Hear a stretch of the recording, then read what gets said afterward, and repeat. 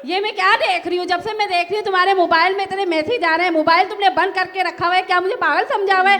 क्या क्या मैं क्या करूँ? मैं किसको बताऊँ? मैं कहाँ जाऊँ? मैं उसको छोड़ूंगी नहीं। मैंने तो उसको मारा है। सुबह शाम खराब हो गया यार मेरा दिमाग नहीं खराब करो तुमने, बहुत मेरा दिमाग खराब किया। जब मैं शादी से पहले मिली तो बोले सही है, जब शादी कर ली तो मेरी ये हरकतें कर रही शुरू कर दी। सुबह बंदा काम में नहीं करते हो, जाके वहाँ करो, ठरकी बना जाओ, नहीं करो मेरे साथ, नहीं करो, दिमाग खराब कर दूंगी, बात करो। हाथापाई नहीं, हाथापाई नहीं। मेरे पे शक है, शक है, पूरा है।